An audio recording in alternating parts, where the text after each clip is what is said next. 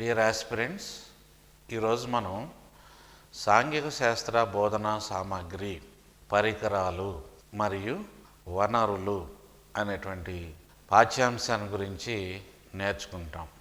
దీనిని ఆంగ్లంలో instructional material and resources అని అంటారు.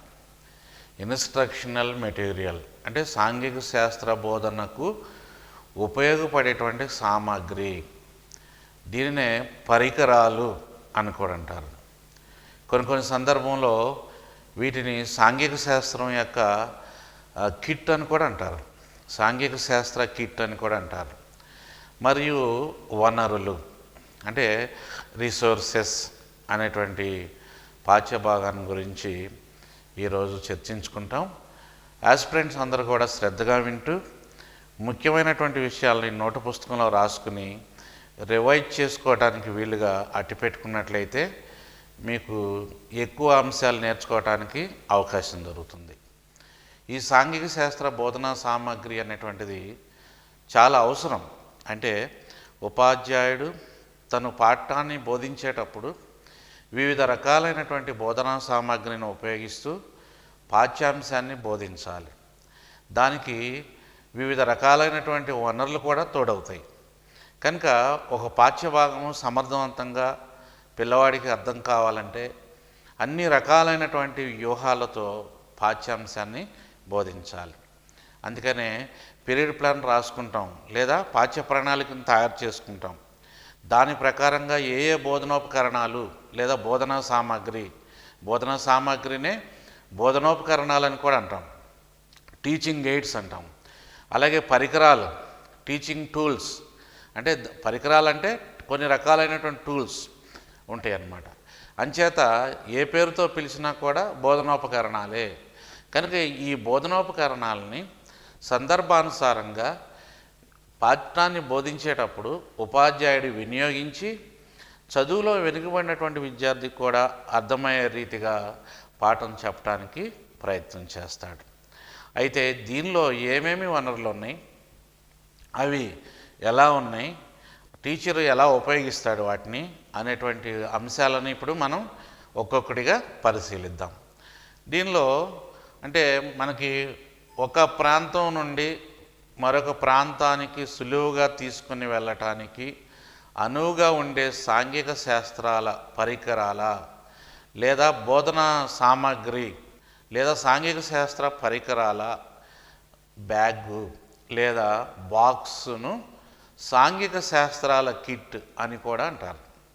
మనం బోధనా సామాగ్రిని అంటే బోధనా సామాగ్రి, అలాగే బోధనా వనరులు, తర్వాత వీటన్నిటినీ ఒక్కొక్కసారి ఉపాధ్యాయుడు ఒక పాఠాన్ని చెప్పడానికి ఒక ప్రాంతం నుంచి మరొక ప్రాంతానికి కూడా సులువుగా తీసుకుని వెళ్ళటానికి అనువుగా ఉండేటువంటి సాంఘిక శాస్త్రాల పరికరాల బ్యాగ్ లేదా బాక్సు, పెట్టె అంటాం. ఆ పెట్టెని ఏమంటాం? సాంఘిక శాస్త్రాల కిట్ అని అంటారు. సాంఘిక శాస్త్రాల కిట్ అన్నా, బోధనోపకరణాలన్నా, సాంఘిక శాస్త్రం యొక్క వనరులు అనేటువంటివి అన్నీ కూడా మనకి ఒకే రకంగా చూస్తాం. కాకపోతే సాంఘిక శాస్త్ర వనరులు అనే దానికి వచ్చినప్పుడు మనం ముఖ్యంగా సాంఘిక శాస్త్రం యొక్క ల్యాబొరేటరీ, సాంఘిక శాస్త్రం యొక్క లైబ్రరీ, సాంఘిక శాస్త్రం యొక్క క్లబ్బు, అలాగే మన సామాజిక వనరులు ఏవైతే ఉన్నాయో వాటిని వనరులో భాగంగా చూస్తాం. మిగతావన్నీ కూడా బోధనోపకరణాలుగానే చూస్తాం అన్నమాట. కనుక ఉపాధ్యాయుడికి తప్పనిసరిగా ఈ సాంఘిక శాస్త్ర బోధనోపకరణాలు లేదా సాంఘిక శాస్త్ర బోధనా వనరులు లేదా సాంఘిక శాస్త్ర బాక్సు, పెట్టె లేదా కిట్టు అవసరం. అంటే మీరు కూడా టీచింగ్ ప్రాక్టీస్ చేసేటప్పుడు మీ యొక్క బ్యాగ్లో ఏమేమి ఉండేవి? మీకు లెసన్ ప్లాన్ రికార్డు ఉండేది, దాంతోపాటు టీచింగ్ ఎయిడ్స్ అంటే డస్టర్ ఉండేది, చాక్ పీస్ ఉండేది, అలాగే దాంతోపాటుగా టీచింగ్ ఎయిడ్స్ ఉండేవి, తర్వాత పాఠ్యపుస్తకాలు ఉండేవి. ఇలాంటివన్నీ కూడా మనం కిట్ అని అంటాం. కనుక ఇవన్నీ కూడా పాఠం చెప్పడానికి ఉపాధ్యాయుడు ఉపయోగించడం జరుగుతూ ఉంటుంది. అంచేత వీటిని సాంఘిక శాస్త్ర బోధనోపకరణాలు లేదా సాంఘిక శాస్త్ర బోధనా కిట్టు లేదా సాంఘిక శాస్త్రాల పరికరాలని అంటాం. కనుక వీటి మీద కూడా ప్రశ్న వచ్చినప్పుడు, ఏదైనా ఒక ప్రశ్న వచ్చినప్పుడు దీన్ని మనం ఉపయోగించుకోవచ్చు. కనుక వీటిని తప్పనిసరిగా ఆసక్తిగా ఆలకించాలి. కోబన్ అనేటువంటి విద్యావేత్త ప్రకారం జ్ఞానేంద్రియాల ద్వారా మనం గుర్తుంచుకునేవి కొంతమేరకు మాత్రమే గుర్తుంచుకుంటాము అని ఆయన చెప్పారు.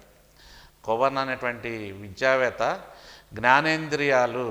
జ్ఞానేంద్రియాలంటే మన కళ్ళు కానీ, ముక్కు కానీ, చెవి కానీ, ఇలా నాలుగు కానీ, ఇలాంటివన్నీ కూడా జ్ఞానేంద్రియాల్లోకే వస్తాయి. అంటే జ్ఞానంతో పనిచేసే ఇంద్రియాలు జ్ఞానేంద్రియాలు. కనుక ఈ వేటి ద్వారా ఎంతవరకు గుర్తుంచుకోగలం, మనం ఏ అంశాలని ఎంత మేరకు గుర్తుంచుకోగలమో ఈయన చెప్పడం జరిగింది. ఈయన ప్రకారము ఒక్కొక్క విద్యార్థి లేదంటే ఉపాధ్యాయుడు పాఠాన్ని బోధించేటప్పుడు ఆ పాఠానికి సంబంధించినటువంటి వివిధ అంశాలను ఏ రకంగా గుర్తుపెట్టుకోగలుగుతాడో, ఎంత మాత్రం మేరకు గుర్తుపెట్టుకోగలుగుతాడో ఈయన వివరించడం జరిగింది. ఈయన ప్రకారం చూసినట్లయితే రుచి అంటే నాలుకతో రుచి చూస్తాం. దీని ద్వారా, అంటే ఇది ఒక జ్ఞానేంద్రియము, దీని ద్వారా ఒక విద్యార్థి ఏదైనా అంశాలను 1% అభ్యాసనం చేసి గుర్తుంచుకోగలుగుతాడు. అంటే అంతకంటే ఎక్కువ గుర్తుంచుకోలేడు నాలుక ద్వారా చేసేటువంటివి. అందుచేత ఆ 1% మాత్రమే తను ఏదైతే రుచి ద్వారా అభ్యసిస్తాడో, తెలుసుకుంటాడో దానిని 1% వరకు గుర్తుంచుకోగలుగుతాడు అని కోబన్ అనేటువంటి విద్యావేత్త చెప్పటం జరిగింది. అలాగే స్పర్శ దేనికి ఉంటుంది? చర్మానికి స్పర్శ ఉంటుంది. కనుక ఈ చర్మానికి ఉన్నటువంటి స్పర్శ ద్వారా 1.5% అభ్యాసనం చేసి ఆయా అంశాలను గుర్తుంచుకోగలుగుతాడు విద్యార్థి. కనుక ఇది రెండవ జ్ఞానేంద్రియము. అలాగే మూడవది అయినటువంటి వాసన, ముక్కు ద్వారా, అంటే ఏమైనా అంశాలను అంటే ముక్కు ద్వారా చూడటం ద్వారా, ముక్కు ద్వారా వాసన చూడటం ద్వారా ఏ పాఠ్యాంశానికి సంబంధించినటువంటి ఏమన్నా ఉన్నట్లయితే వాటిని వాసన చూడటం ద్వారా 3.5% అభ్యాసన పద్ధతి ద్వారా గుర్తుంచుకోగలుగుతాడని కోబన్ అనేటువంటి విద్యావేత్త చెప్పడం జరిగింది. అలాగే వినటం ద్వారా, అంటే దేని ద్వారా వింటాం? చెవి ద్వారా వింటాం. ఈ చెవి ద్వారా విన్నటువంటి విషయాలు 11% మేరకు మాత్రమే గుర్తుంచుకోగలుగుతాం. అంతకంటే ఎక్కువ గుర్తుండవు చెవి ద్వారా వినేవి. 11% వరకు అభ్యాసనం చేయటానికి చెవిని కూడా ఒక భాగం కనుక, ఒక జ్ఞానేంద్రియం కనుక, దాని ద్వారా 11% మేరకు మాత్రమే గుర్తుంచుకోగలుగుతాం. అలాగే మనం చూసినట్లయితే దృష్టి అంటే నేత్రాలు లేదా కన్నులు అంటాం. మన 2 కళ్ళ ద్వారా లేదా దృష్టి ద్వారా, నేత్రాల ద్వారా ఎంత మేరకు గుర్తుంచుకోగలుగుతాము? 83% వరకు గుర్తుంచుకుంటాం. అంటే అభ్యాసనం చేసినటువంటి అంశాలను మన నేత్రాల ద్వారా, దృష్టి ద్వారా చూడటం ద్వారా 83% వరకు గుర్తుంచుకోగలుగుతాం. అంచేత మనం ఏం చెప్తాము? ఈ యొక్క జ్ఞానేంద్రియాలు అనేటువంటి వాటి ద్వారా, అంటే ఈ చెప్పుకున్నటువంటి జ్ఞానేంద్రియాల ద్వారా మనం ఒక విద్యార్థి ఎక్కువగా ఏ జ్ఞానేంద్రియం ద్వారా ఎక్కువగా అభ్యాసనం చేసినటువంటి విషయాలను గుర్తుంచుకోగలుగుతాడు అని ప్రశ్న అడిగితే దృష్టి లేదా నేత్రాల ద్వారా 83% మేరకు అభ్యాసనం చేసినటువంటి అంశాలను గుర్తుంచుకోగలుగుతాడు. కనుక జ్ఞానేంద్రియాలన్నింటిలో కల్లా అంటే నాలుగు కానీ, ముక్కు కానీ, చెవి కానీ, చర్మం కానీ, వీటన్నిటికంటే కూడా ఎక్కువగా గుర్తుంచుకోగలిగినటువంటిది దృష్టి. మనం చూడటం ద్వారా, కళ్ళ ద్వారా మనం చూసినటువంటి విషయాలని ఎక్కువ చదివిన దానికంటే, మన రుచి చూసిన దానికంటే, వాసన చూసిన దానికంటే, స్పర్శ చేసిన దానికంటే కూడా ఎక్కువగా గుర్తుంచుకోగలుగుతాం. కనుక కోబన్ అనేటువంటి విద్యావేత్త ప్రకారం ఏ జ్ఞానేంద్రియము ఎక్కువ అభ్యాసనం చేయటం ద్వారా గుర్తుంచుకోగలుగుతుంది అని అన్నప్పుడు దృష్టి లేదా నేత్రాలు అనేటువంటి జ్ఞానేంద్రియము అభ్యాసనం చేసినటువంటి విషయాల్ని 83% వరకు గుర్తుంచుకోగలుగుతుందని మనం ఎగ్జామ్లో రాయటానికి అవకాశం కలుగుతుంది. కనుక ఇలాంటి అంశాలు కూడా సున్నితమైనటువంటి అంశాలు ఇవి. ఒక్కొక్కసారి అడుగుతాడు, ఆ పర్సంటేజీలు కూడా మనకి తెలిసి ఉండాలన్నమాట. అలాగే కోబర్న్ అనేటువంటి విద్యావేత్త వీటన్నిటిని చెప్పాడు కనుక వీటిని తప్పనిసరిగా గుర్తుపెట్టుకోవాలి. అలాగే మనం చూసినట్లయితే బోధన అర్థవంతం, ఉత్తేజకరం, బోధనాభ్యాసన ప్రక్రియ విజయవంతం అవుతుంది. అంటే బోధనోపకరణాలను లేదా బోధనా సామాగ్రిని ఉపయోగించి పాఠం చెప్పడం వలన విద్యార్థులకు బోధన అర్థవంతంగా ఉంటుంది, అర్థమవుతుంది. అందుకనే చదువులో వెనుకబడినటువంటి విద్యార్థులు వాళ్ళకు కూడా బోధనోపకరణాలను కనుక ఉపయోగించినట్లయితే వాళ్ళు తక్కువ టైంలో ఆయా పాఠ్యాంశాలను గుర్తుంచుకొని మంచిగా చదువుకోవటానికి, మంచి మార్కులు తెచ్చుకోవటానికి కూడా అవకాశం ఉంది. అంచేత బోధనా సామాగ్రి లేదా బోధనోపకరణాలు అనేటువంటివి చాలా ప్రాముఖ్యమైనటువంటి అంశాలుగా మనం చూస్తున్నాం. అలాగే ఆయా బోధనోపకరణాలను ఉపయోగించి పాఠ్యాంశాలను బోధించినప్పుడు విద్యార్థుల్లో ఉత్తేజం ఉంటుంది. అంటే వాటిని చూస్తాడు, పాఠం చెప్తూ ఉంటాడు ఉపాధ్యాయుడు, ఆ పాఠం చెప్పడంతో పాటు తను ఆ యొక్క నేర్చుకోవడంలో పాల్గొంటాడు. ఏ ఏ బోధనోపకరణాలు ఉపయోగిస్తున్నాడో ఉపాధ్యాయుడు వాటన్నిటిని చూసి ఉత్తేజం పొంది కుతూహలంతో అనేక విషయాల్ని నేర్చుకుంటాడు. అంతేకాకుండా బోధనాభ్యాసన ప్రక్రియ విజయవంతం అవుతుంది. ఎప్పుడైతే మీరు బోధనోపకరణాలను ఉపయోగించి పాఠం చెప్తాడో ఉపాధ్యాయుడు, ఆ బోధన విజయవంతం అవుతుంది. ఆ బోధన అభ్యాసన ప్రక్రియ అంటే లక్ష్యాలు, తర్వాత అనుభవాలు, అలాగే మూల్యాంకనం చేసేటువంటి ఈ మూడు కూడా, అంటే బోధనాభ్యాసన ప్రక్రియలు ఈ మూడు ఉంటాయి కనుక ఈ మూడింటి వాటితో పాటు బోధనోపకరణాలు ఉపయోగించడం వలన ఈ బోధనాభ్యాసన ప్రక్రియ కూడా విజయవంతం అవుతుందని చెప్పడంలో సందేహం లేదు. అంత శక్తి ఉన్నది బోధనోపకరణాలకి లేదా బోధనా సామాగ్రికి లేదా బోధనా పేటిక అంటాం, దీన్నే బోధనా కిట్ అంటాం, బోధనా పెట్టి అంటాం. కనుక వీటికి అంత శక్తి ఉంది. అలాగే మనం చూసినట్లయితే జాతీయ సాంఘిక శాస్త్రాల మండలి, national council for social sciences, ఈ సంస్థ కూడా ప్రతి ఉపాధ్యాయుడు తను తరగతి గదిలో పాఠం చెప్పేటప్పుడు తప్పనిసరిగా బోధనోపకరణాలను లేదా బోధనా సామాగ్రిని ఉపయోగించాలి అని చెప్పింది.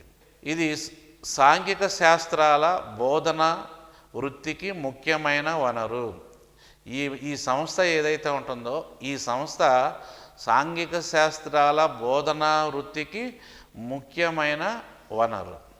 అంచేత వాళ్ళు ఈ యొక్క సాంఘిక శాస్త్రాలకు సంబంధించినటువంటి పాఠాలని ఎలా చెప్పాలి, ఏ బోధనోపకరణాలను ఎలా తయారు చేసుకోవాలి, వాటిని తరగతి గదిలో ఎలా ఉపయోగించాలి, వాటిని ఉపయోగించేటప్పుడు ఎలాంటి జాగ్రత్తలు తీసుకోవాలి, పిల్లలకి పాఠ్యాంశాలు ఏ విధంగా బోధిస్తే అర్థమవుతుంది అనేటువంటి అనేకమైనటువంటి మార్గదర్శకాలు ఆ సంస్థ ఇవ్వటం జరిగింది. అంచేత ఇవన్నీ కూడా ఒక భాగంగా ఉంటున్నాయి బోధనోపకరణాల్లో. అలాగే యుఎన్ఓ, యునైటెడ్ నేషన్స్ ఆర్గనైజేషన్, ఐక్యరాజ్య సమితి విభాగాలు ఏమున్నాయి, యునెస్కో అనేటువంటివి, యుఎన్ఓ విద్యా శాస్త్రీయ సాంస్కృతిక సంస్థ. యునెస్కో అనేది కూడా మాకు ఏదైనా ఎక్స్పాన్షన్లు అడగవచ్చు, ఎబ్రివేషన్స్ అడగవచ్చు. ఇలాంటివి United Nations organizations, United Nations educational, scientific and cultural organization అంటాం. ఈ సంస్థ కూడా ప్రతి ఉపాధ్యాయుడు కూడా తన బోధనలో బోధనోపకరణాలను ఉపయోగించి చెప్పడం ద్వారా ఆ బోధన సమర్థవంతంగా ఉంటుందని సూచించడం జరిగింది. అంతర్జాతీయ బాలల అత్యవసర నిధి యునిసెఫ్ అంటాం, United Nations international children's emergency fund అంటాం దీన్ని.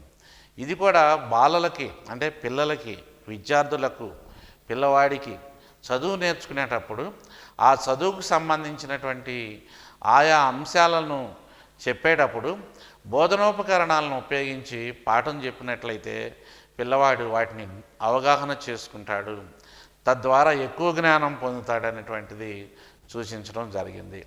జాతీయ విద్యా పరిశోధన శిక్షణ మండలి NCERT, national council of educational research and training, ఈ సంస్థ కూడా ఈ యొక్క బోధనోపకరణాలు లేదా బోధనా సామాగ్రి లేదా బోధనా పీఠిక యొక్క ఆవశ్యకతను అవసరతను గుర్తించి దేశంలో ఉన్నటువంటి అన్ని విద్యా సంస్థలకు తగు రీతిలో మార్గదర్శకాలు అందించి ప్రతి విద్యా సంస్థ కూడా అంటే ప్రతి విద్యా సంస్థలో పనిచేసేటువంటి ప్రతి ఉపాధ్యాయుడు కూడా బోధనోపకరణాలను ఉపయోగించాలని చెప్పడం జరిగింది. అంచేత ఈ సంస్థ కూడా ఎన్నో రకాలైనటువంటి అంశాలను చెప్పారు.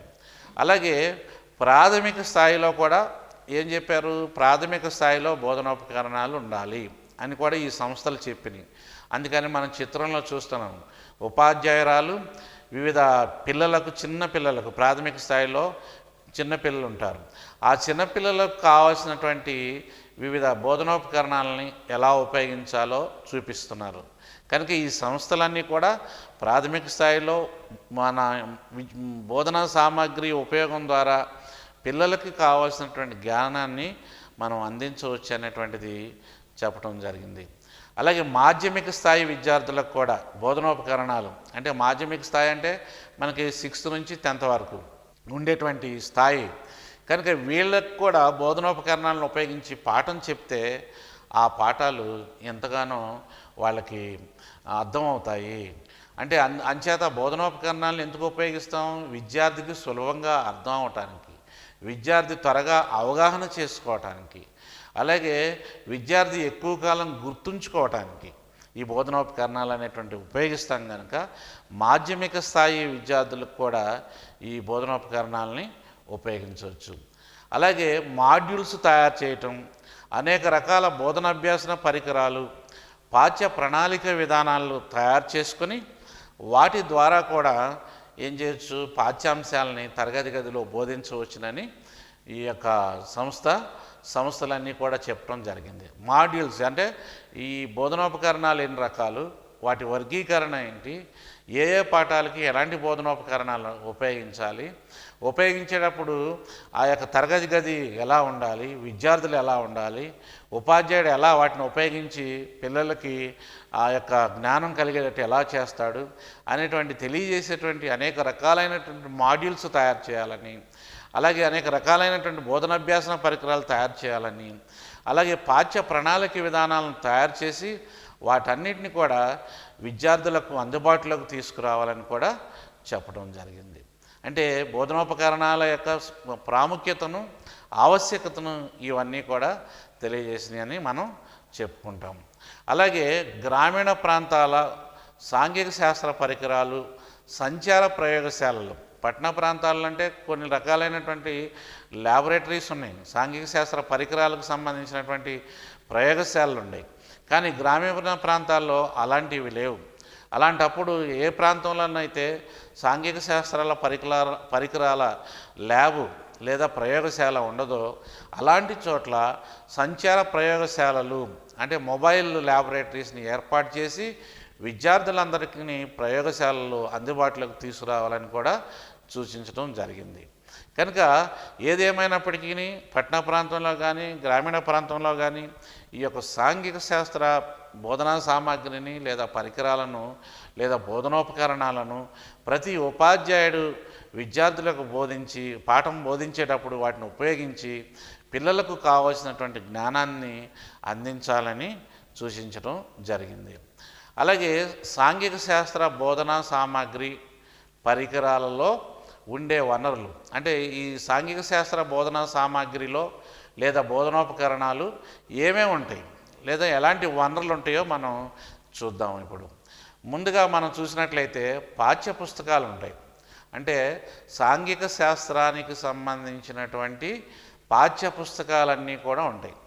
అది ప్రాథమిక పాఠశాల కావచ్చు, ప్రాథమిక ఉన్నత పాఠశాల కావచ్చు, మాధ్యమిక పాఠశాల కావచ్చు, మాధ్యమిక ఉన్నత పాఠశాల కావచ్చు.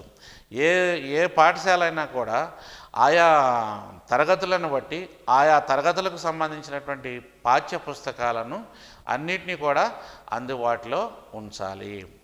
అది ఒక పరికరంగా, ఒక బోధనోపకరణంగా కూడా మనం చెప్తాం. సంబంధిత పాఠ్య పుస్తకాలు అనేటువంటివి దీనిలో తప్పనిసరిగా ఉండాలి.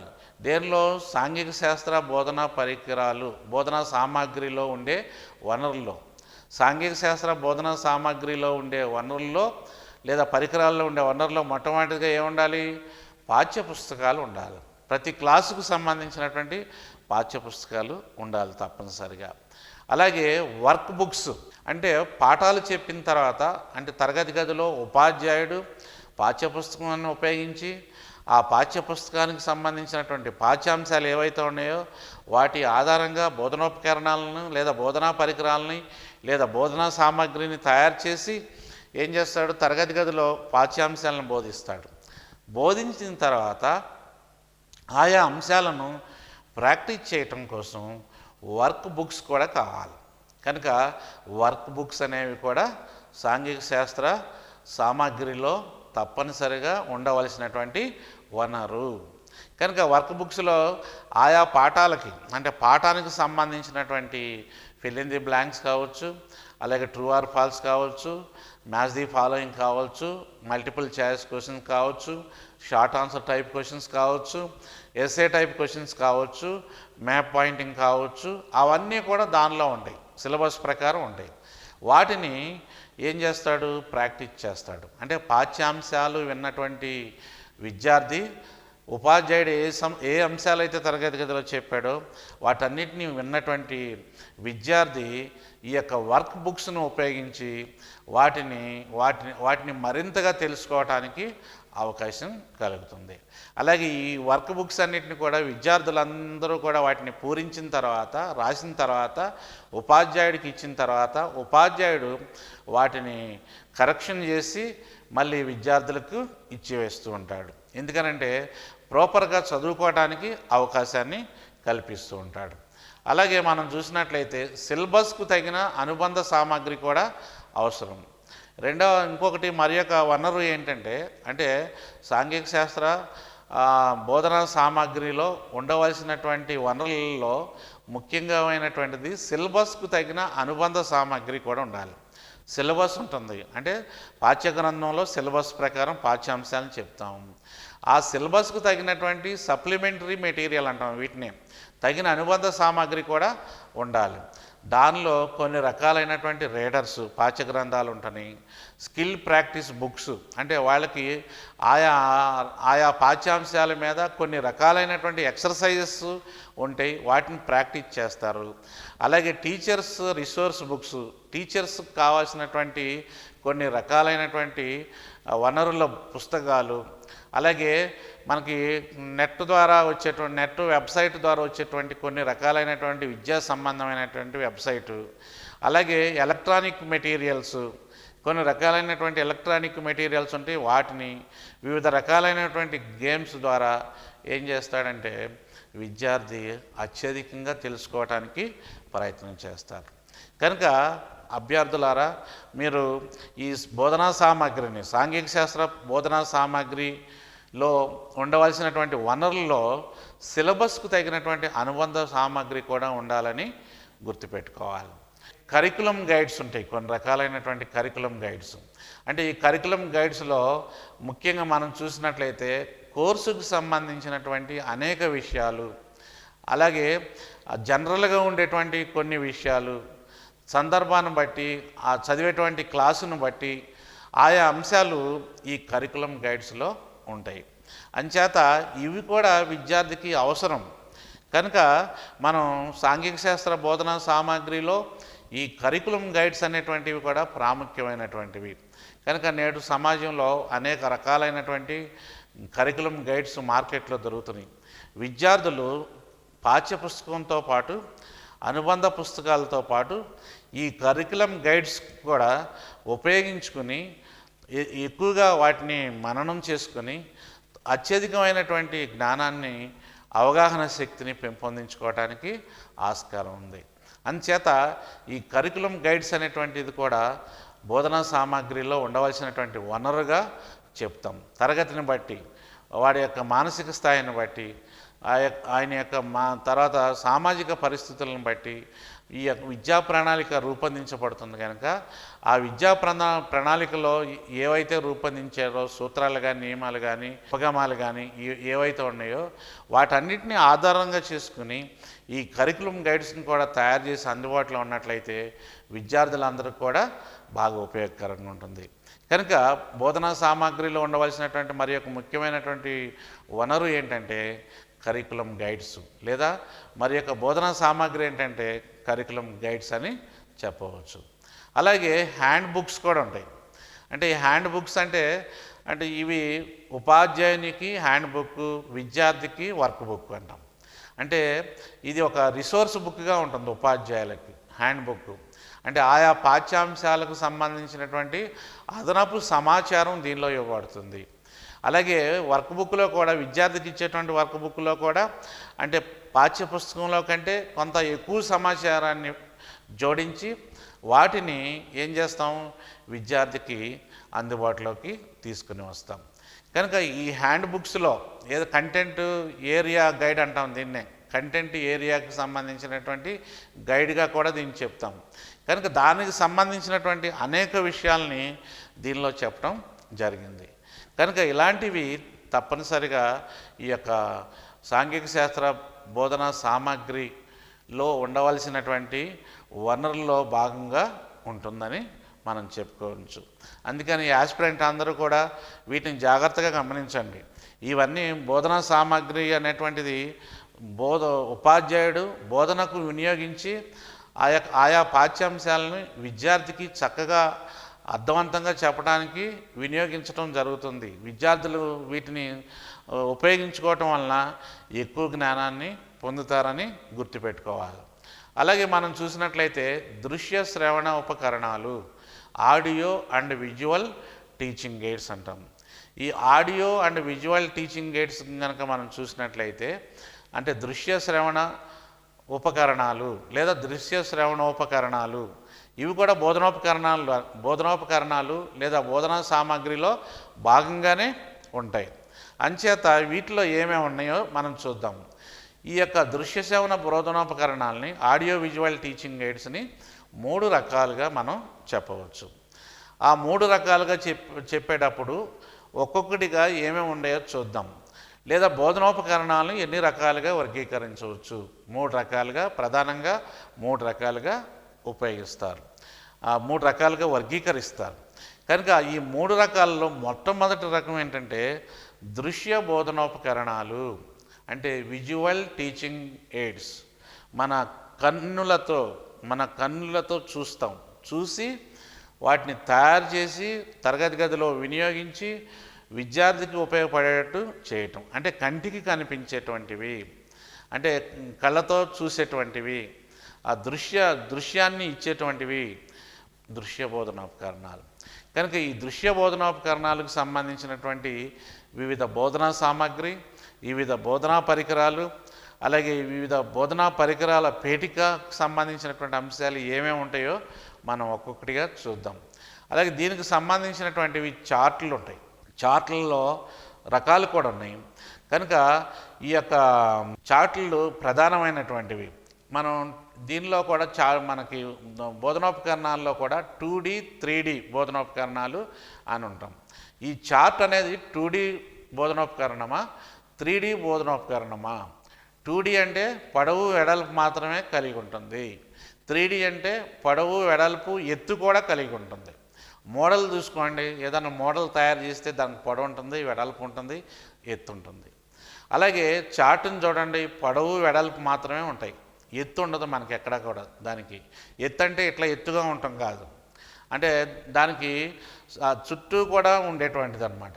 కనుక చార్టులు, ఈ చార్టుల్లో కూడా మనకి రకరకాలైనటువంటి చార్టుల్ని మనం ఉపాధ్యాయుడు ఉపయోగించి పాఠ్యాంశాలని బోధిస్తాడు.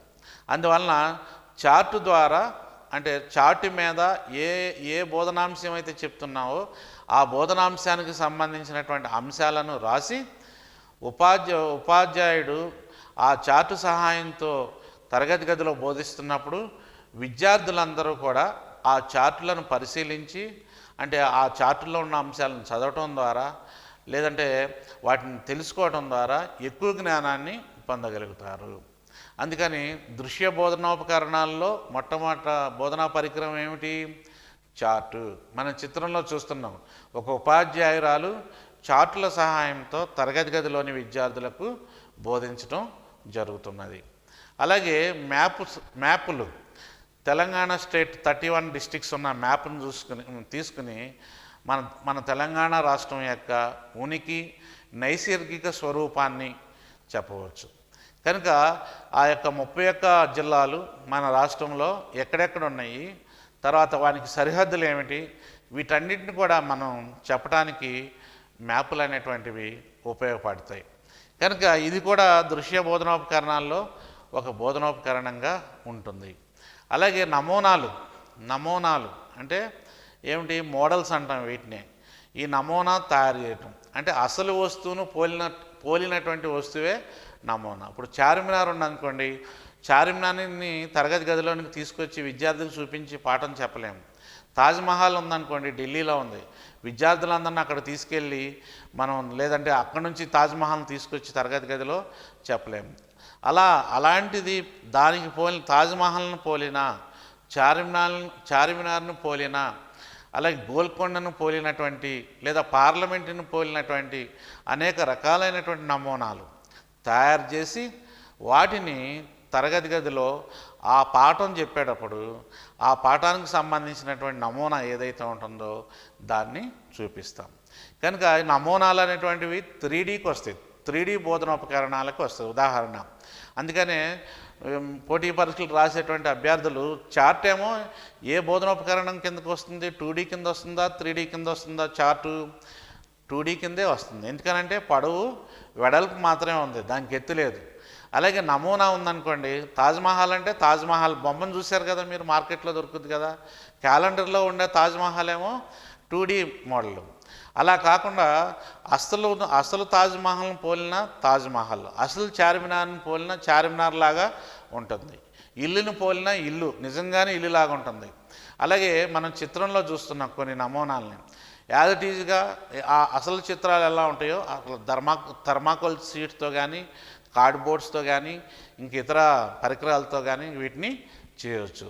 దీన్ని 3D నమూనా అంటారు. దీన్ని అంటే 3D అంటే దీనికి పొడవు వెడల్పు ఎత్తుంది. ఒక రూమ్ని చూసుకోండి, మీ ఇంట్లో ఉన్నటువంటి ఒక రూమ్ని తీసుకోండి, లేదా మీరు పండుకునేటువంటి రూమ్ని తీసుకోండి, దానికి పొడవు ఉంటుంది, అలాగే వెడల్పు ఉంటుంది, పైన ఇక్కడ నుంచి చూస్తే ఎత్తు పైన రూఫ్ కూడా ఉంటుంది. అంటే ఇలా పొడవు వెడల్పు ఎత్తు ఉన్నటువంటిది ఏదైతే ఉంటుందో దాన్ని 3D బోధనోపకరణం అంటారు. కనుక వీటి మీద ఇలా అడుగుతాడు ప్రశ్నలు. కనుక 2D బోధనోపకరణాలు, 3D బోధనోపకరణాలు అంటే తిమితీయ అంటే ద్వితీయ, వాటిని 2D 3Dగా మనం చెప్తాం వీటినే తెలుగులో కూడా. కనుక దీన్ని బట్టి మనం కేటగరైజేషన్ చేసుకుని మీరు ఆన్సర్ రాయగలుగుతారు. కనుక కన్ఫ్యూజన్ అవసరంలా. పొడవు వెడల్పు ఉంటే అది 2Dనే, పొడవు వెడల్పు ఎత్తుంటే 3D బోధనోపకరణం. చార్టు 2D కింద వస్తుందా, 3D కింద వస్తుందా? 2D కిందే వస్తుంది. అలాగే నమూనా 2D కింద వస్తుందా, 3D కింద వస్తుందా? 3D కిందే వస్తుంది. ఎందుకంటే పొడవు వెడల్పు ఎత్తున్నాయి. కనుక ఇలాంటివి వాటిని బట్టి దీన్ని మనం ఎగ్జామ్స్లో రాయటానికి వీలుగా ఉంటుంది. అలాగే గ్రాఫ్స్ ఉంటాయి. గ్రాఫ్స్ కూడా మనం పాఠాన్ని చెప్పేటప్పుడు ఆయా పాఠాలకు సంబంధించినటువంటి అంశాలు బోధించేటప్పుడు కొన్ని సందర్భాల్లో గ్రాఫులను ఉపయోగిస్తాం. అంటే మార్కెట్కి సంబంధించినటువంటి ధర డిమాండ్ని చెప్పేటప్పుడు కొన్ని గ్రాఫుల సహాయంతో బోధించవచ్చు. అంటే ధర పెరుగుతుంటే డిమాండ్ తగ్గుతుంది, ధర తగ్గితే డిమాండ్ పెరుగుతుంది. కనుక ఇది ఈ రెండింటి మధ్య ఉన్నటువంటి సంబంధం ఏదైతే ఉందో విలోమ సంబంధం అంటాం వీటిని. ఆ విలోమ సంబంధాన్ని మనం పటం ద్వారా గ్రాఫ్ ద్వారా చూపించి మనం దీన్ని చేయవచ్చు. కనుక ఇది కూడా అంటే గ్రాఫ్ అనేటువంటిది దేనికి వస్తుంది? 2D కింద వస్తుందా, 3D కింద వస్తుందా? గ్రాఫ్ అనేది ఈ గ్రాఫ్కు మాత్రం 2Dనే. ఇది పొడవు వెడల్పులో ఉంటే 2Dనే. కానీ ఆ గ్రాఫ్లో గీయబడినటువంటి అంశాలు ఉంటాయి చూడండి. గ్రాఫ్లో గీయబడినటువంటి అంశాలు ఏవైతే ఉంటుందో కొన్ని 3 అంటే పొడవు వెడల్పు ఎత్తుగా ఉన్నట్టు అనిపిస్తాయి. దానిలో ఉన్నటువంటి అంశం అడిగినట్లయితే అది ఎత్తు.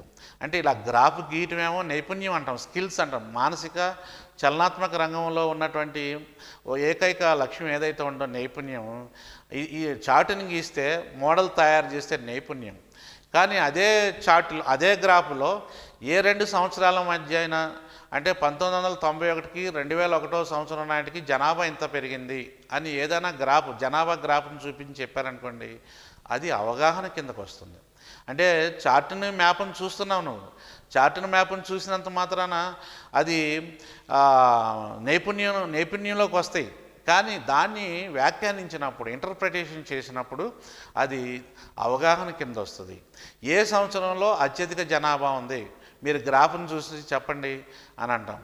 ఏ సంవత్సరంలో జనాభా ఎక్కువ ఉంది అన్నట్లయితే 2001లో ఉందా, లేదంటే 2011లో ఉందా అంటే 2011లోనే ఎక్కువగా ఉంది జనాభా.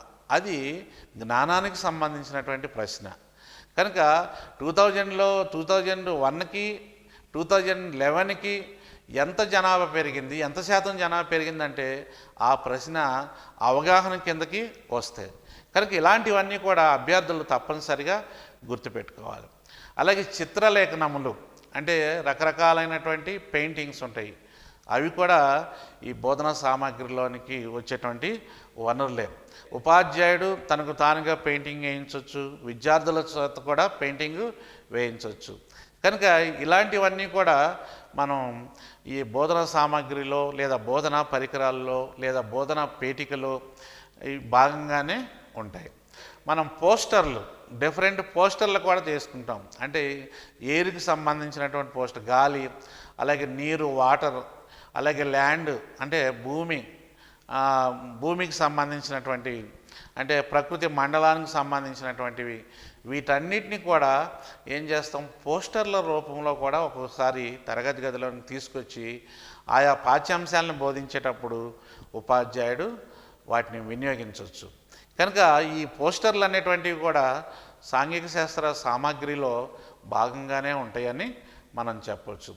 అలాగే ఫ్లాష్ కార్డ్స్ ఉంటాయి. కొన్ని ఫ్లాష్ కార్డ్స్ మీద సంక్షిప్త సమాచారం మాత్రమే ఉంటుంది.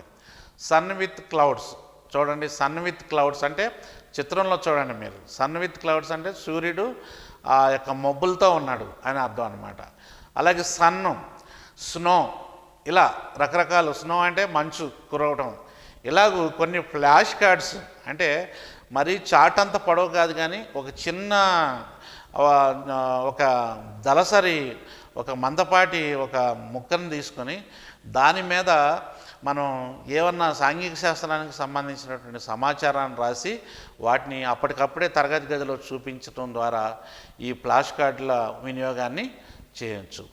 దీని ద్వారా కూడా విద్యార్థులు ఉత్తేజితులై అనేక అంశాలను నేర్చుకోగలుగుతారు. గ్లోబ్ అనేటువంటిది చాలా ప్రాముఖ్యమైనటువంటిది. అంటే ఈ గ్లోబ్ అనేటువంటిది 2D బోధనోపకరణమా 3D బోధనోపకరణమా చెప్పండి మీరు. అంటే 2 డైమెన్షనల్ టీచింగ్ ఎయిడా 3 డైమెన్షనల్ టీచింగ్ ఎయిడా అని చెప్తే ఎలా ఉంటుంది గ్లోబు? ఇదే గ్లోబు చార్ట్ మీద ఉంటే అది 2D అవుతుంది. అలాగే ఒరిజినల్ గ్లోబు అంటే మన భూమిని పోలినటువంటి గ్లోబ్ ఏదైతే మనం దానికి పొడవు, ఎత్తు, వెడల్పు కలిగి ఉంటాయో అదేమో ఏమవుతుంది 3D బోధనోపకరణంగా చెప్తాం. అంచేత గ్లోబ్ అనేటువంటిది చాలా ప్రాముఖ్యమైనటువంటిది. సాంఘిక శాస్త్రానికి ఉపాధ్యాయుడికి నల్లబల్ల ఎలాగైతే 4గా ఉంటుందో, ఇది కూడా మనకి బిట్లో అడుగుతాడు చాలాసార్లు. ఉపాధ్యాయునికి బోధనలో 4 లాంటి బోధనోపకరణము. సాంఘిక శాస్త్ర ఉపాధ్యాయునికి బోధనలో 4 వంటి బోధనోపకరణం ఏంటంటే నల్లబల్ల అంటాం. ఆ నల్లబల్ల తర్వాత ఇది కూడా గ్లోబ్ కూడా ఒక మంచి బోధనోపకరణం. అంచేత గ్లోబ్ని చూపించి, అంటే భూమి ఎట్లా తిరుగుతుంది, దాన్ని ఇట్లా ఇలా తిప్పితే తిరుగుతుంది అది. అంటే నమూనా అసలు వస్తువును పోలినటువంటి, భూమిని పోలినటువంటి వస్తువు అనమాట. ఇలా తిరుగుతుంది భూమి. అలాగే ఎలా వంగి ఉంటుంది, కొంచెం వంపులు కలిగి ఉంటుంది, ఇలా కొన్ని డిగ్రీలు వంగి ఉంటుంది అని చెప్తాం. కనుక ఇలాగూ గ్లోబుని ఉపయోగించి చెప్పటం కూడా చాలా ఉత్తమమైనటువంటి విషయం. కనుక సాంఘిక శాస్త్రాన్ని బోధించేటప్పుడు ఉపాధ్యాయుడు ఈ గ్లోబును ఉపయోగించి పాఠాన్ని చెప్పడం అనేటువంటిది కూడా చాలా ప్రాముఖ్యమైనటువంటి అంశంగా మనం చెప్తాం. అలాగే డయోరామా అంటే డయోరామా అంటే ఏమిటి అంటే మనకి టండ్రా ప్రాంతానికి సంబంధించినటువంటి శీతోష్ణ స్థితి కానీ ఆ ప్రాంతంలో ఉండేటువంటి జీవన విధానం కానీ అలాగే ఇంకా కొన్ని సహజ మండలాల్లో ఉన్నటువంటి జీవన విధానము వీటన్నిటిని కూడా డయోరామాలో కనుక చూపిస్తే అంటే దానిలో ఆ లోపల ఉన్నటువంటి ఆబ్జెక్ట్స్ ఏవైతే ఉంటాయో అవి పెద్దగా కనిపిస్తాయి మనకి. దానిని డయోరామా అని అంటాం. అంటే దానిలో చిన్న చిన్న అంశాలే మనం చూసినప్పుడు పెద్దగా కనిపిస్తాయి. దానిలో అలాంటి గ్లాసెస్ ఉపయోగిస్తారు. అందువలన ఇలాంటి డయోరామా అనేటువంటి బోధనోపకరణం కూడా ఒక మంచి బోధనోపకరణంగా సాంఘిక శాస్త్ర ఉపాధ్యాయుడు ఉపయోగించవచ్చు. ఇదొక సాంఘిక శాస్త్రం యొక్క వనరుగా మనం చెప్తాం. అంతేకాకుండా రేఖాచిత్రములు డయాగ్రామ్స్ అంటాం. ఏదైనా జనాభాను గురించి చెప్పేటప్పుడు, అడవుల విస్తీర్ణాన్ని గురించి చెప్పేటప్పుడు, అలాగే తర్వాత ఏ ఏ సందర్భాల్లో ఏ ఏ ప్రాంతాల్లో ఎక్కడెక్కడ ఎంతంత విస్తీర్ణం కలిగినటువంటి గడ్డి భూములు ఉన్నాయి అనేటువంటి చెప్పేటప్పుడు కనుక ఇలాంటివి వాటికి రేఖాచిత్రములు చాలా ఉపయోగకరంగా ఉంటాయి. కనుక ఇవి కూడా బోధనా సామాగ్రిలో లేదంటే బోధనోప పరికరాల్లో లేదంటే ఈ యొక్క బోధనా సామాగ్రి పేటికలో ఇవన్నీ కూడా భాగంగానే ఉంటాయని మనం చెప్పుకోవచ్చు. చిత్రములు పిక్చర్స్ అంటాం.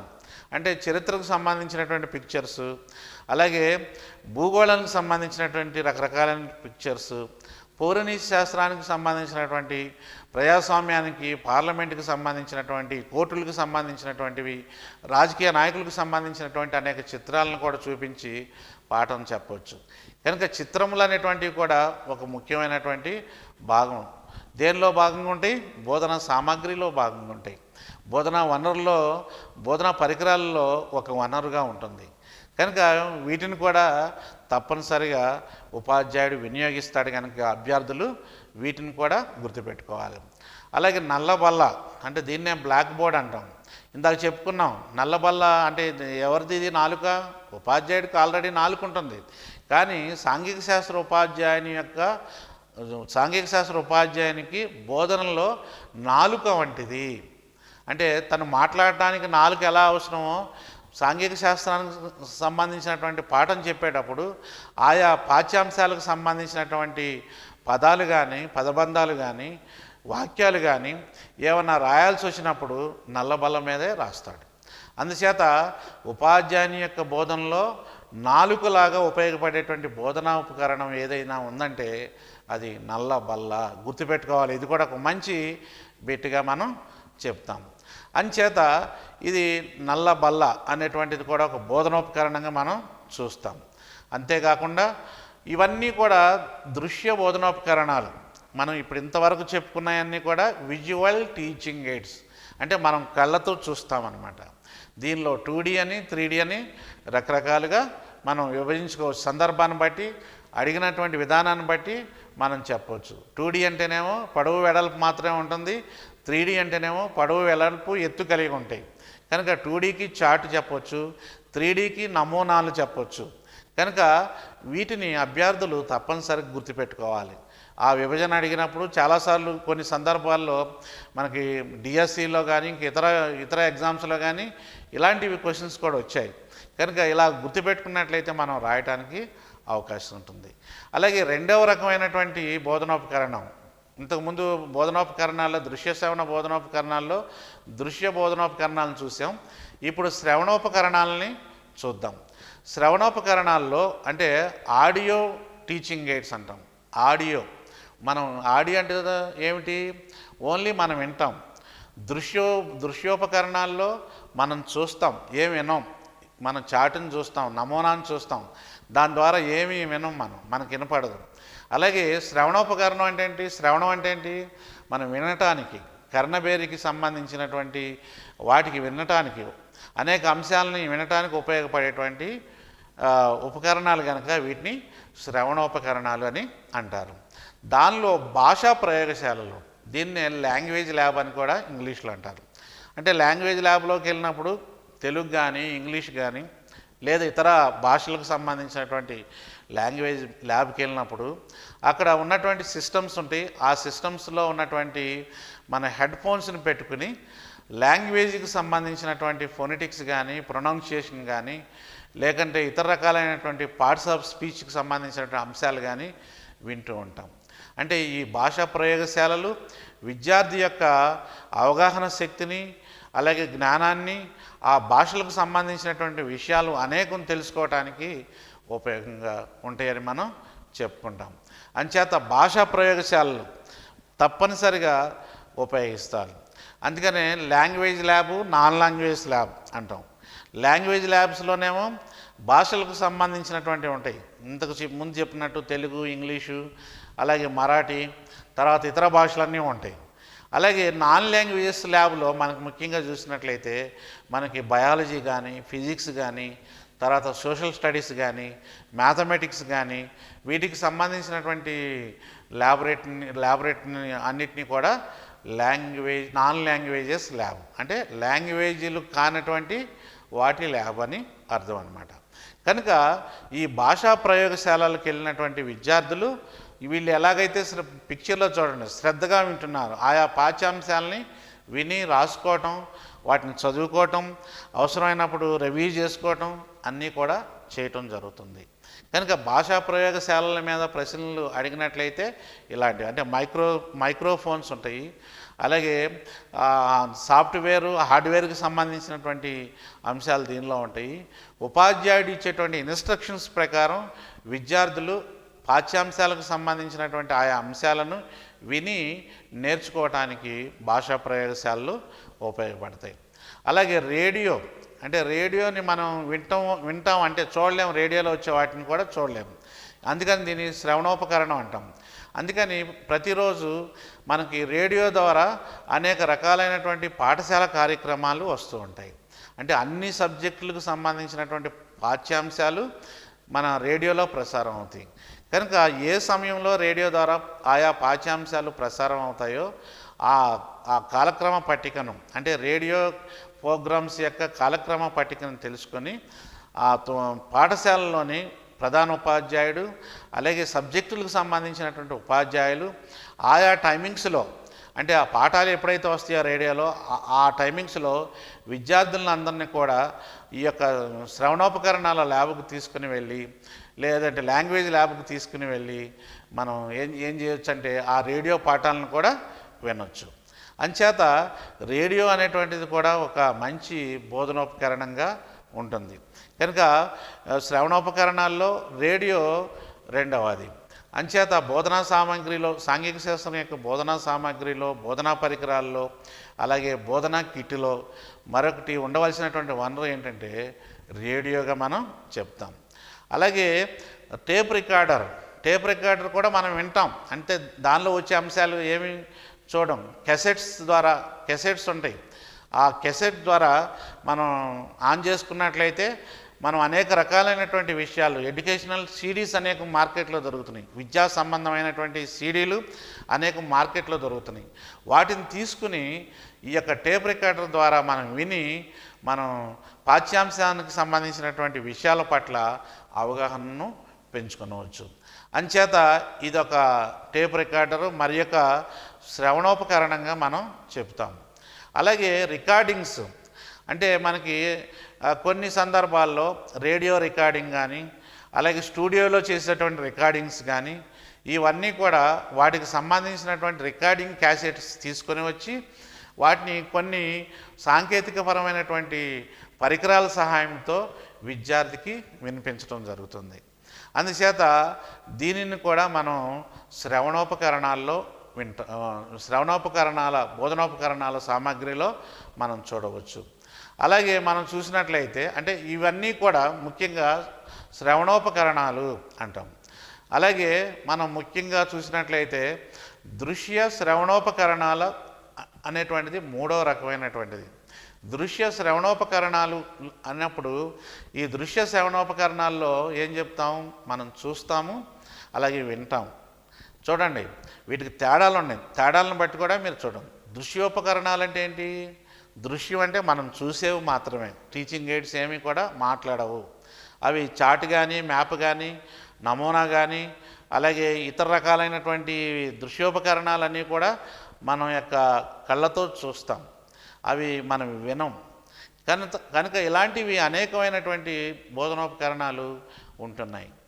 అలాగే మనకి శ్రవణోపకరణాలంటే వినేవి, జ్ఞానేంద్రియంలో అంటే చెవి ద్వారా వినేటువంటివి, వినటం వరకే. అంటే మనకి భాషా ప్రయోగశాలల్లో హెడ్ ఫోన్స్ పెట్టుకుని వినటం, రేడియోలో వచ్చేటువంటి పాఠాలు వినటం, అలాగే టేప్ రికార్డర్ ద్వారా పాఠాలు వినటం, క్యాసెట్లు ఉపయోగించి, రికార్డింగ్ క్యాసెట్లు ఉపయోగించి పాఠాలు వినటం, అవన్నీ శ్రవణం అంటే వినటం వరకే ఉంటుంది. వీటిని వినటానికే ఉపయోగపడతాయి ఈ బోధనోపకరణాలు. అందుకని ఒక్కొక్కసారి అడగవచ్చు, ఈ క్రింది వాటిలో శ్రవణోపకరణం అయినది ఏది అని దృశ్యోపకరణాలు ఒక 3 ఇచ్చి శ్రవణోపకరణం ఒకటే ఇస్తాడు. కనుక శ్రవణోపకరణం ఏంటిది? రేడియో, చార్టు, మ్యాపు, అలాగే నమూనా, రేడియో అని ఇస్తాడు. వీటిలో శ్రవణోపకరణం ఏముంటుంది అన్నట్లయితే రేడియో శ్రవణోపకరణం అలా ఉంటుంది. ఇప్పుడు దృశ్య శ్రవణోపకరణాలంటే మనం వింటాము, చూస్తాం, మనం we can watch and we can see, ఇలాంటివి మనం దృశ్య శ్రవణోపకరణాలు అంటాం. దానిలో ముఖ్యంగా మనకి వచ్చేటువంటిది ఏంటంటే దూరదర్శన్ లేదా టెలివిజన్ అంటాం. దూరదర్శన్ లేదా టెలివిజన్ అంటాం. టెలివిజన్లో వచ్చేటువంటి లెసన్స్. అలాగే మీరు పాఠాలు వింటున్నారు టెలివిజన్ ద్వారా, టీఆర్టీకి సంబంధించినటువంటి అనేక పాఠాలు, అలాగే ఉద్యోగ గైడ్కి సంబంధించినటువంటి అనేక పాఠాలు, అలాగే ఇతర గ్రూప్ 1, గ్రూప్ 2కి సంబంధించినటువంటి పాఠాలు వింటున్నారు. ఇవన్నీ ఈ టెలివిజన్ అనేటువంటి మాధ్యమం ద్వారానే మీరు చూస్తున్నారు ఇంట్లో కూర్చొని. కనుక టెలివిజన్ అనేటువంటిది దృశ్యం, శ్రవణం రెండూ జరుగుతున్నాం. అంటే చూస్తున్నాము, వింటున్నాము. అలాంటి చూసి వినేటువంటి బోధనోపకరణాలు ఏవైతే ఉంటాయో వాటిని దృశ్య శ్రవణోపకరణాలు అని అంటాం. కనుక దూరదర్శన్ని దీని కింద చెప్పవచ్చు. దృశ్య శ్రవణోపకరణాలకు ఉదాహరణ అని 1 ఏమిస్తాం? రేడియో, 2 చార్టు, 3 క్యాసెట్లు, 4 టెలివిజన్ అని ఇస్తాం. ఏది కరెక్ట్ దీనిలో చెప్పండి? దూరదర్శన్ కరెక్ట్. దృశ్య శ్రవణోపకరణాలకు ఉదాహరణగా ఏం చెప్తాం? దూరదర్శన్గా చెప్తాం. కనుక ఇలాంటివి ఎగ్జామ్స్లో రావటానికి అవకాశం ఉంది. అందుకని దీన్ని విభిన్నంగా చూడాలి. క్రియేటివిటీ అంటే ఎప్పుడు మోసధోరణిలో కాకుండా, బట్టి పట్టే విధానంలో కాకుండా, ఈ ప్రశ్నలు, ఈ కంటెంట్ని ఏ రకంగా అడుగుతాడు ఎగ్జామినర్ అనేవి మీరు గుర్తుపెట్టుకుని ఉండాలి. అలాగే వీడియో టేపులు, అంటే వీడియో టేపుల్ని వీసీఆర్ ద్వారా కూడా చూస్తాం మనం. అంటే టెలివిజన్ ద్వారానే చూస్తాం వీటిని కూడా. కనుక వీడియో టేపులు కూడా దృశ్య శ్రవణ బోధనోపకరణాల కిందకే వస్తాయి. అలాగే మనం చూసినట్లయితే కంప్యూటర్లు కూడా మన కంప్యూటర్ ఆన్ చేస్తే దానిలో మీరు యూట్యూబ్లో లెసన్స్ చూస్తున్నారు, మనం చూస్తున్నాము, వింటున్నాము. కనుక దృశ్య శ్రవణోపకరణంగా మనం దీన్ని చెప్తాం. కనుక అలాగే ఇంటర్నెట్ ఉపయోగిస్తాం, బ్రౌజ్ చేస్తాం. మనకు కావాల్సినటువంటి అంశాలని బ్రౌజ్ చేయటం ద్వారా వినటం, చూడటం జరుగుతుంది. అందుచేత దీన్ని ఇంటర్నెట్ని కూడా బోధనోపకరణంగా మనం చెప్పవచ్చు. చివరిగా మనం చూసినట్లయితే సాంఘిక శాస్త్రాల పరికరాలు లేదా సాంఘిక శాస్త్రాల బోధనోపకరణాలు లేదా సాంఘిక శాస్త్రాల పేటికల్లో ఉండేటువంటి పరికరాలు, సామాగ్రి యొక్క ఉపయోగాలను గురించి మనం చూద్దాం. అంటే ఈ బోధనోపకరణాలు లేదా బోధనా సామాగ్రి లేదా బోధనా పరికరాలు లేదా బోధనా పేటికలో ఉండేటువంటి వివిధ పరికరాలు, సామాగ్రిని వాడటం వలన వచ్చేటువంటి ఉపయోగాలేంటి అని చూస్తే, మొట్టమొదటిగా తక్కువ ఖర్చుతో ఎక్కువ విద్యను అందించవచ్చు. అంటే బోధనోపకరణాలకి ఉపాధ్యాయుడు తనకు తానుగా తయారు చేసుకుంటాడు కనుక చార్ట్కి, మ్యాప్కి ఎంత ఖర్చు అవుతుంది? చాలా తక్కువ ఖర్చు అవుతుంది. తక్కువ ఖర్చుతో ఎక్కువ లాభం విద్యార్థులు పొందుతారు. అంతేకాకుండా సులభతరం, ప్రతి విషయాన్ని విద్యార్థికి విడమర్చి చెప్పడం జరుగుతుంది బోధనోపకరణాల ద్వారా. అందుచేత ఏ విషయాన్నైనా కూడా సులభంగా అర్థం చేసుకోగలుగుతాడు. అలాగే మాధ్యమిక స్థాయి పాఠశాలకు ఉపయోగం. అంటే మాధ్యమిక స్థాయి అంటే 6th, 7th, 8th, 9th, 10th class పిల్లలకి ఈ బోధనోపకరణాలు అత్యంతగా ఉపయోగపడతాయి. అంచేత ఈ స్థాయిలో ఉండేటువంటి విద్యార్థులకు ఉపాధ్యాయులు, ఆయా పాఠశాలలో ఉండేటువంటి ఉపాధ్యాయులు ఈ బోధనోపకరణాలను ఉపయోగించి పాఠాలని మంచిగా చెప్పవచ్చు. అలాగే సులువుగా అనువుగా ఉంటాయి. అంటే ఏ విషయాన్నైనా కూడా సులువుగా చాలా తేలిగ్గా అర్థం చేసుకునేటట్టుగా విద్యార్థికి ఒకదాని తర్వాత ఒకటి నేర్చుకునేటువంటి విధంగా అనువుగా ఉంటాయి అన్నమాట బోధనోపకరణాలు ఉపయోగించడం వలన. కనుక అభ్యర్థులు ఎలాంటి ఉపయోగాలు ఎలాంటి ప్రయోజనాలు కలుగుతున్నాయి అంటే ఇలాంటివన్నీ కూడా చెప్పాలి. సమయం ఆదా అవుతుంది. అంటే బోధనోపకరణాలను ఉపయోగించి పాఠ్యాంశం చెప్పడం వలన ఉపాధ్యాయుడు మళ్ళీ మళ్ళీ చెప్పాల్సిన పని లేదు. కనుక ఒకసారి చెప్పి బోధనోపకరణం చూపిస్తా ఎక్స్ప్లెయిన్ చేయటం, లేదా చెప్పిన తర్వాత బోధనోపకరణం చూపిస్తే మళ్ళీ మళ్ళీ చెప్పాల్సినటువంటి అవసరం రాదు. కనుక సమయం కూడా ఆదా అవుతుంది. అంతేకాకుండా సృజనాత్మకం కూడా, అంటే ఈ బోధనోపకరణాలని సృజనాత్మకంగా విభిన్న కోణాల్లో మనం ఉపయోగించడం జరుగుతుంది విద్యార్థికి. అంచేత ఇలాంటి ప్రయోజనాలన్నీ కూడా దీని ద్వారా మనకి కలుగుతున్నాయని చెప్పవచ్చు. కనుక అభ్యర్థులు ఎవరైతే ఉన్నారో, పోటీ పరీక్షలు రాసేటువంటి అభ్యర్థులు ఎవరైతే ఉన్నారో ఈ యొక్క అంశాలన్నింటినీ దృష్టిలో పెట్టుకోవాలి. అంటే జ్ఞానేంద్రియాల ద్వారా ఎంత మేరకు జ్ఞానం కలుగుతుందనేటువంటి విషయాలను గుర్తుపెట్టుకోవాలి. అలాగే బోధనోపకరణాల్లో ఏ ఏ బోధనోపకరణాలు ఉన్నాయి, ఏ ఏ రకాలైనటువంటి వనరులు మనకు దొరుకుతున్నాయి, ఏమేమి బోధనా సామాగ్రి ఉంది, అలాగే దృశ్య శ్రవణ బోధనోపకరణాల్లో దృశ్య బోధనోపకరణాలు, శ్రవణ బోధనోపకరణాలు, దృశ్య శ్రవణ బోధనోపకరణాలు అనేటువంటి వాటి అన్నిటిని గురించి అర్థం చేసుకోవాలి. అలాగే ముఖ్యంగా ఒక ఫండమెంటల్ సూచన ఏంటంటే 2D 3D మీద అడగవచ్చు. 2D అంటే పొడవు వెడల్పు మాత్రమే ఉంటాయి. 3D అంటే 3 డైమెన్షనల్ అంటే మనకి పొడవు వెడల్పు ఎత్తు కూడా ఉంటాయి. కనుక వీటిని బేస్ చేసుకుని ఎగ్జామినర్ ప్రశ్నలు అడగటానికి అవకాశం ఉంది. కనుక పోటీ పరీక్షలు రాసేటువంటి అభ్యర్థులందరూ కూడా వీటిని క్షుణ్ణంగా చదివి ఏవి 2D ఏవి 3D ఏవేవి ఎలాగ అడుగుతాడో అనేటువంటి విషయాలన్నింటినీ కూడా క్షుణ్ణంగా అధ్యయనం చేసి పరీక్షల్లో మంచిగా రాసి అత్యధిక మార్కులు తెచ్చుకుంటారని ఆశిస్తూ ఈ పాఠ్యాంశాన్ని ముగిస్తున్నాం.